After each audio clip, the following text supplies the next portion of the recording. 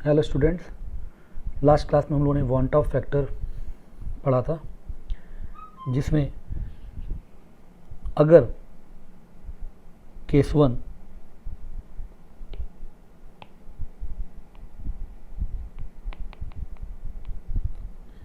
कि आपका जो नॉन वोलाटाइल सल्यूट है वो क्या कर रहा हो, नाइदर एसोसिएट नार डिसोसिएट। तो अगर ऐसा है तो भैया वांट ऑफ फैक्टर क्या होगा, 1 होगा। नंबर ऑफ पार्टिकल्स में कोई चेंज नहीं आ रहा है, ठीक है। केस 2 जो है, अच्छा इसके एग्जाम्पल जैसे क्या हैं, ऐसे कौन कौन से, तो जनरली जैसे ग्लूकोज, यूरिया, सुक्रोज एक्सेट्रा, ये ऐसे आपके क्या हैं, नॉन वोलेटाइल पार्टिकल हैं, सल्यूट हैं, जो एसोसिएट और डिसोसिएट नहीं होते हैं। ओके। केस 2 कि ऐसे सल्यूट जो क्या कर जाएं, डिसोसिएट कर जाएं। क्या कर जाएं? डिसोसिएट कर जाएं। अगर डिसोसिएट कर रहे हैं इसका मतलब क्या है, नंबर ऑफ पार्टिकल इंक्रीज कर रहा है। और अगर नंबर ऑफ पार्टिकल बेटा इंक्रीज कर रहा है, इसका मतलब क्या है, इसका मतलब ये है कि वांट ऑफ फैक्टर क्या है, 1 से बड़ा होगा। इतना समझ में आ रहा है। अब इसके एग्जाम्पल जितने भी आपके इलेक्ट्रोलाइट्स हैं, तो इलेक्ट्रोलाइट सारे क्या होते हैं, डिसोसिएटिव होते हैं। तो लाइक आपका NaCl है, ठीक है ना। चाहे इलेक्ट्रोलाइट में ये क्या हो गया, आपका सॉल्ट हो गया, can be acid like HCl, और बेस लाइक NaOH। तो ये सारे क्या करते हैं, डिसोसिएट करते हैं। तो इनका वांट ऑफ फैक्टर क्या होगा, 1 से ज़्यादा होगा। ओके। केस 3 जो है, ऐसे पार्टिकल जो क्या कर जाते हो, एसोसिएट कर जाते हो। क्या कर जाते हो, एसोसिएट, जुड़ जाते हो। अब एसोसिएट होंगे बेटा तो बात कंफर्म है कि नंबर ऑफ पार्टिकल तो क्या होगा आपका, वो तो घट जाएगा, ठीक है। नंबर ऑफ पार्टिकल क्या हो जाएगा, घट जाएगा। इसका मतलब क्या है कि वांट ऑफ फैक्टर तो क्या होगा, 1 से कम होगा। ओके। अब इसका जो एग्जांपल है, जैसे CH3COH,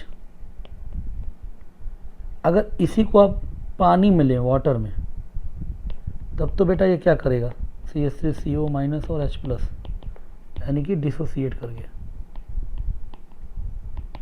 ठीक है। लेकिन इसी CH3COH को अगर आपने किस में ले लिया, बेंजीन में। बेंजीन क्या है, नॉन पोलर सॉल्वेंट है।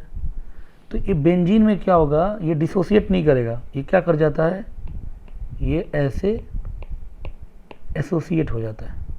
बात समझ में आ रही है, क्या हो गया यहाँ पर, एसोसिएशन। एसोसिएट हो गया तो नंबर ऑफ पार्टिकल क्या हो गया, डिक्रीज हो गए। और ये एसोसिएशन क्यों होता है वो मैं बता दे रहा हूँ कि ये आपका है एसिटिक एसिड का फॉर्मूला, ऐसा एक और एसिटिक एसिड इधर है, ठीक है ना। अब आपने पढ़ रखा होगा कि ये ऑक्सीजन और हाइड्रोजन के बीच में क्या बन जाएगा, ये विल फॉर्म हाइड्रोजन बॉन्डिंग। तो ये हाइड्रोजन बॉन्डिंग आपस में बना लेते हैं, इसलिए क्या हो जाते हैं, इनफैक्ट कोई भी, है ना, एनी कार्बोक्सिलिक एसिड ये हो, will form dimer in non polar solvent. तो यहाँ तक क्लियर। तो 3 केस हमने पढ़े, एक पढ़ लिया हमने केस 1 जिसमें कुछ नहीं हो रहा हो, वांट ऑफ फैक्टर 1, केस 2 जिसमें डिसोसिएशन हो रहा हो, want Hoff factor greater than 1, सारे इलेक्ट्रोलाइट आपके डिसोसिएशन केस में आ जाएंगे। और केस 3 एसोसिएशन जिसमें वांट ऑफ फैक्टर 1 से कम हो रहा है, और मैंने एग्जांपल दिया कि एसिटिक एसिड बेंजीन में डाइमर बना लेगा, ये एसोसिएशन हो गया। और एक मैंने बताया कि क्यों बना रहा है, तो because of formation of hydrogen bonding. और फिर लास्ट बात की कोई भी कार्बोक्सिलिक एसिड जो है it will form dimer in non polar solvent, non polar solvent like जैसे क्या था ये आपका बेंजीन था, याद रखिए। तब इससे एक बात जो निकल कर आई, वो बात क्या निकल कर आई, बात ये निकल कर आई कि number of particle of non volatile solute can change, है ना, कैन चेंज, विच मीन्स, और हमें पता है कि कॉलिगेटिव, ये भी बात पता है हम लोग बेटा, colligative properties is direct proportional to number of particle. तभी हमने कहा था कि colligative properties is directly proportional to van't Hoff factor. कोई वांट ऑफ फैक्टर सीधे नंबर ऑफ पार्टिकल से क्या है, रिलेटेड है। यहां तक क्लियर, ओके। तो अगर वांट ऑफ फैक्टर 1 है, वही वांट ऑफ फैक्टर क्या है, अगर 1 है तो उसी को बोल देते हैं क्या, नॉर्मल कॉलिगेटिव प्रॉपर्टी। और अगर वांट ऑफ फैक्टर क्या है, नॉट इक्वल टू 1, तो यही क्या कहलाता है फिर, एबनॉर्मल कॉलिगेटिव प्रॉपर्टी। ठीक है, यहाँ तक समझ में आ रहा है। तो ये वांट ऑफ फैक्टर के बारे में हो गया। और वांट ऑफ फैक्टर के जो 2 फॉर्मूले थे, क्या फॉर्मूले थे, in case of dissociation want Hoff factor का क्या फॉर्मूला पड़ा था बेटा, वो था I = 1 + n-1 इंटू अल्फा। ठीक है, और इन केस ऑफ एसोसिएशन क्या फॉर्मूला था, I = 1 + 1/n-1 इंटू बीटा। तो अल्फ़ा बीटा के बारे में, डिग्री ऑफ एसोसिएशन और डिग्री ऑफ डिसोसिएशन, तो ये 2 फार्मूले हैं। इसके ऊपर लास्ट क्लास में पूरा क्वेश्चन हम लोगों ने किया है। अब हम लोग आगे बढ़ते हैं। अब हम लोग स्टार्ट करने जा रहे हैं क्या, टाइप ऑफ कॉलिगेटिव प्रॉपर्टीज। तो हमने 4 टाइप लिखवाए थे, जिसमें से हम पहला टाइप स्टार्ट कर रहे हैं RLVP, यानी कि relative lowering in vapour pressure. ठीक है, तो relative lowering in vapour pressure अब हम लोग ये क्या कर रहे हैं, डिस्कस कर रहे हैं। और इसको देखो बेटा, हम लोगों ने केस 1 जो था, राउट्स लॉ का जो केस 1 बनाकर हमने किया था, तो वहाँ ले डिस्कस कर चुके हैं। क्या डिस्कस किए थे, तो हमने ये डिस्कस किया था कि डेल्टा, यानी कि delta P upon P0 A जो होता है वो XB होता है, अगर आपको याद आ रहा हो। वह डेल्टा P क्या है, lowering in vapour pressure, P0 A vapour pressure of pure component A, और XB क्या है, mole fraction of non volatile solute B। Okay, तो ये था रिलेटिव लोअरिंग प्रेशर, जिसको मैं ऐसे भी लिख सकता हूँ, हाँ, डेल्टा P को ऐसे लिख सकता हूँ ना, डेल्टा P इक्वल टू क्या लिख सकता हूँ, P0 A minus PA। Okay, तो P0 A पता ही है, PA क्या है, PA क्या है, vapour pressure of solution containing non volatile solute, ठीक है ना। तो ये चेंज इन वेपर प्रेशर हो गया, और ये क्या कहलाएगा, रिलेटिव लोअरिंग वेपर प्रेशर। यहाँ तक क्लियर बात। फिर वहाँ पे मैंने आपको एक और बात बताया था, वो क्या था,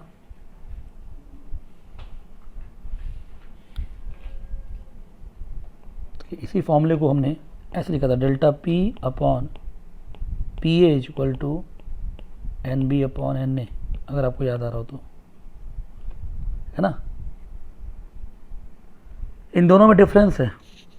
ये देखिए पी ए, तो दिस थिंग इज़ नॉट, ये चीज़ आर एल बी पी नहीं है। इसके माध्यम से हम क्या कर सकते हैं, इसको, इस फॉर्मूले से हम क्वेश्चन सॉल्व करते थे। जैसे हम इसको फर्दर कर सकते हैं कि delta P upon P A क्या हो जाएगा, mass of B upon molar mass of B upon mass of A upon molar mass of A. तो इसको हम लोग न्यूमेरिकल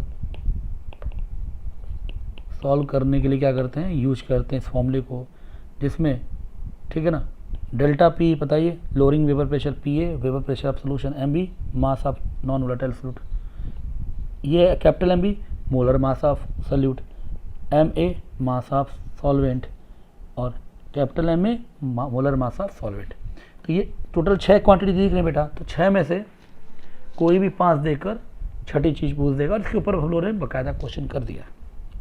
ओके, यहाँ तक क्लियर। अब चूंकि ये जो फार्मूला हमने निकाला था, ये फार्मूला कब था, ये सारे फार्मूले तब हैं व्हेन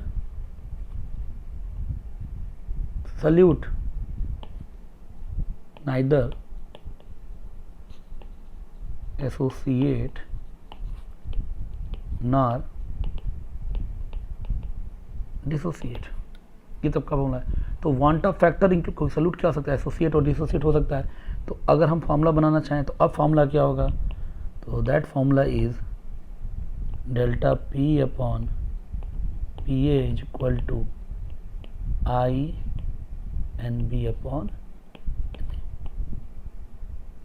यहाँ पे आई आपका क्या है, वांट ऑफ फैक्टर। हाँ, अगर नाइदर एसोसिएट नॉट डिसोसिएट का केस होगा तो आई की वैल्यू क्या होगी, उस केस में 1 होगी। तो फॉर्मूला क्या हो जाएगा, सेम हो जाएगा पहले जैसा। बात समझ में आ रही है, clear.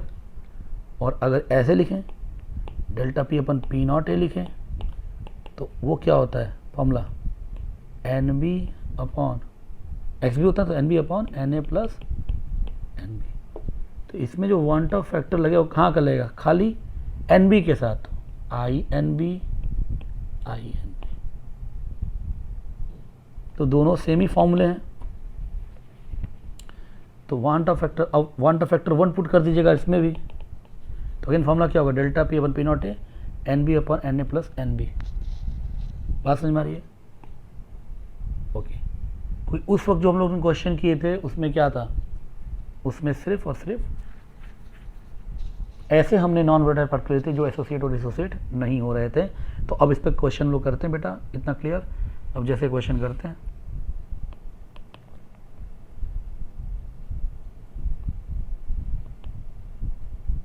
Calculate RLBP of solution containing NaCl having mole fraction of NaCl is 1/8।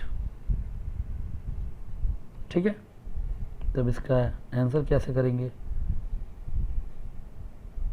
तो क्या होता है बेटा RLVP क्या होता है, तो delta P upon P not a होता है। क्या फॉर्मूला है, तो INB upon NB upon Na plus INB। तो NB यहाँ पर क्या है, हाँ और मोल दे रखा है, मान लीजिए कि मोल इज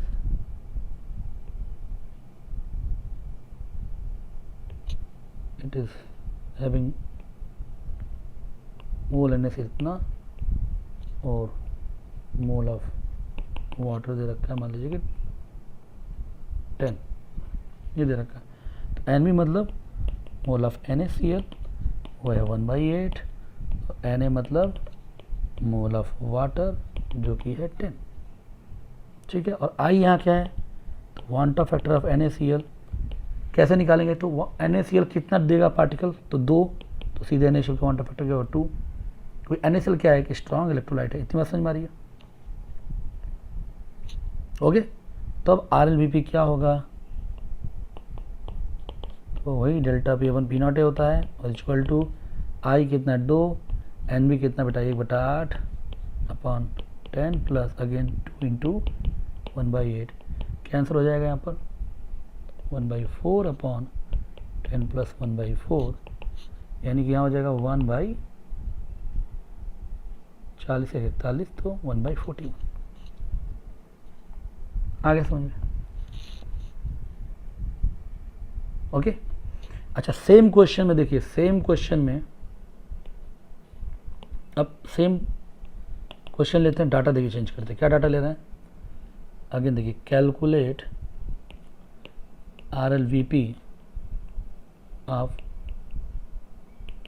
सॉल्यूशन कंटेनिंग, है ना, urea having mole of urea मैं ले रहा हूँ 1/8 और मोल ऑफ वाटर क्या ले रहा हूँ 10। सेम क्वेश्चन है। अगेन RLVP अब निकालते हैं, तो RLVP क्या होगा, वही डेल्टा P अपॉन P0A और क्या लिखा हूँ यहाँ पे, वही INB upon Na plus INB, ठीक है। अब यहाँ पर NB क्या है, मोल ऑफ यूरिया, वो कितना बेटा 1/8, Na क्या है, मोल ऑफ वाटर, वो कितना बेटा 10 है, I किसका है, तो यूरिया का। अच्छा, यूरिया क्या है, neither associate not dissociate, example में दिया था, तो वांटा फैक्टर क्या होगा यूरिया का बेटा, वो 1 होगा। और वांटा फैक्टर 1 पुट कर दो तो फॉर्मूला क्या बने, वही NB upon Na plus NB, और ये क्या हो गया बेसिकली XB, तो वही फॉर्मूला आ गया। बात समझ रही है ना, यानी वांटा फैक्टर लेकर चलेंगे तो वो हर केस काउंट हो जाएगा, वो भी केस जिसमें कोई एसोसिएशन डिसोसिएशन ना हो, वो भी केस जिसमें एसोसिएशन, और वो भी केस जिसमें डिसोसिएशन हो, ठीक है ना। तो अब कर लेते हैं, जैसे RLVP क्या होगा, तो डेल्टा P अपॉन P0A, अब वांटा फैक्टर 1 इंटू NB कितना बेटा 1/8 अपॉन 10 प्लस अगेन क्या होगा 1 इंटू 1/8, क्या होगा 1/8 अपॉन 81/8, आंसर क्या जाएगा 1/81, ठीक है ना। तो इस प्रॉब्लम में सब कुछ डाटा सेम है, इसमें भी और इसमें भी, बस क्या किया मैंने NaCl लिया, तो NaCl लेने से वांटा फैक्टर्स का 2 है, और जब यूरिया लिया तो वांटा फैक्टर्स का क्या है 1 होता है। तो देखिए सेम डाटा होने के बाद भी कैलकुलेशन में 1/81 यहाँ आ रहा है आंसर, और यहाँ 1/41 आ रहा है, ओके। अब एक क्वेश्चन कर देते हैं क्या, सेम डाटा के लिए, calculate RLVP of solution containing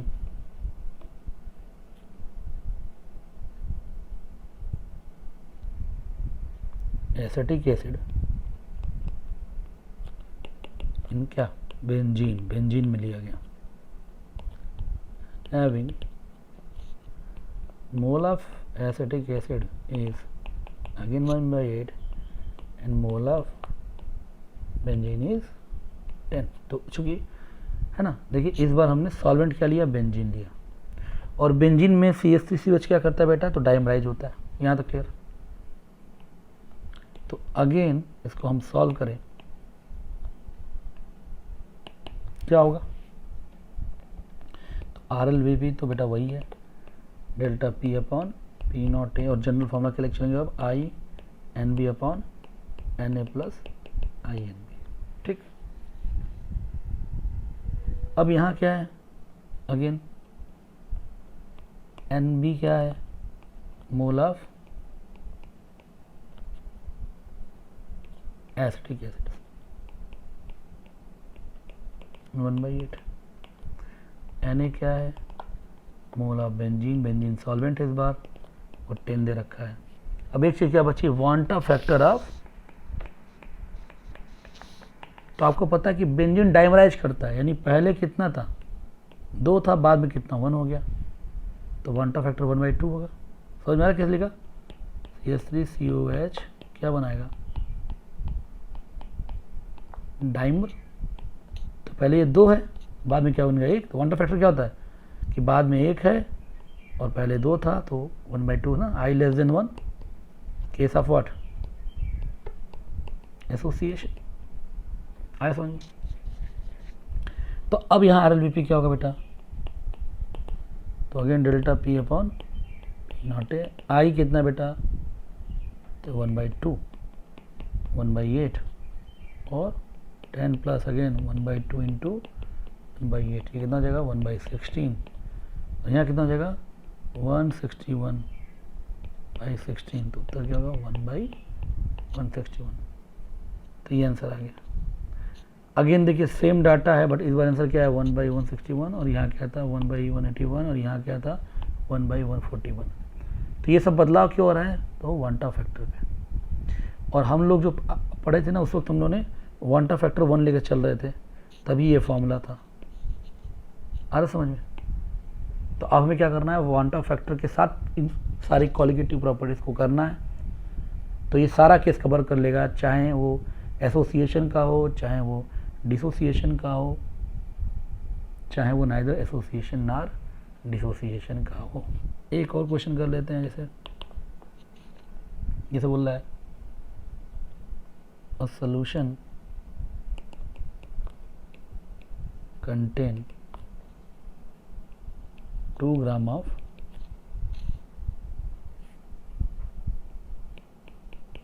NaCl and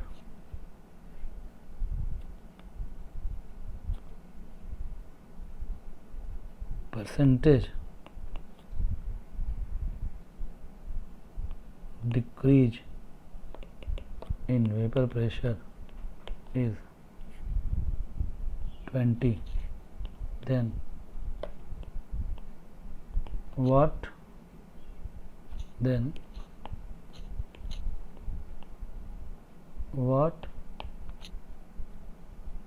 will be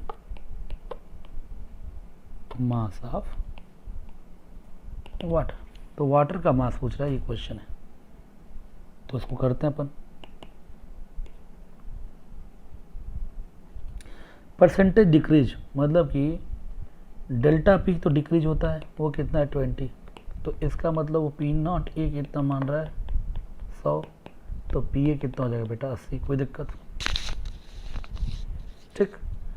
अब फार्मूला क्या है हमारे पास? तो हम फार्मूला यूज करेंगे delta P upon P A. कोई दिक्कत? Delta P upon P A equal to क्या होगा? I N B upon N A. ये फार्मूला यूज करेंगे। ओके, ये पी ए है बेटा, this quantity is not R L B P. Okay, ये न्यूमेरिकल सॉल्व करने के लिए हमने इस फॉर्म में चेंज किया हुआ है। अब पुट करते जाइए वैल्यू। क्या वैल्यू है? डेल्टा पी की वैल्यू 20 है, पी ए की वैल्यू कितनी? 80 है। NaCl है तो वांटा फैक्टर कितना होगा? 2 होगा। N B molar mass of NaCl और मोलर मास 58.5 अपॉन Na क्या है?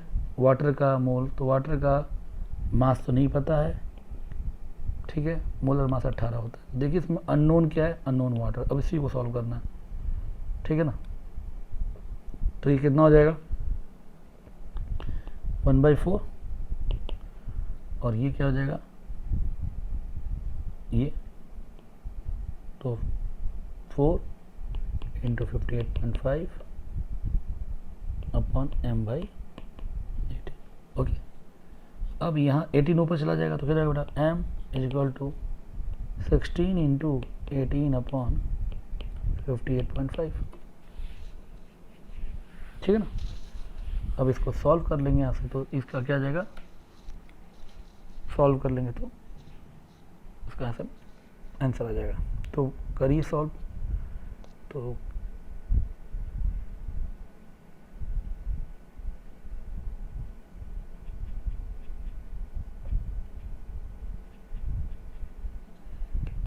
.92 ग्राम। ओके, तो अब इसमें देखिए क्या बचा है, ये वांटा फैक्टर हमने ले लिया, नहीं तो पहले फॉर्मूला क्या लिखते थे हम लोग, delta P upon P equal to N B upon N, ये लिखते थे ना। ये लिखने का मतलब क्या था, वांटा फैक्टर मैंने 1 लिया था।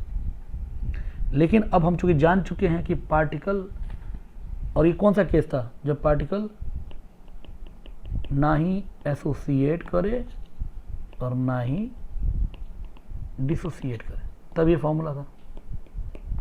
बट अब दिख रहा है साफ साफ कि पार्टिकल यहाँ क्या है, NaCl है, और NaCl क्या कर रहा है, डिसोसिएट कर रहा है। नंबर ऑफ पार्टिकल चेंज हो रहा है, तो वांटा फैक्टर उसका कितना है, 2 है। तो इसका मतलब हमें अब ये फॉर्मूला लेकर चलना है, क्योंकि अब हमें ऐसे पार्टिकल मिलेंगे जो एसोसिएट भी कर सकते हैं, डिसोसिएट भी कर सकते हैं। तो उन सब के लिए फिर ये फॉर्मूला ज़्यादा सूटेबल है। Okay, thank you very much.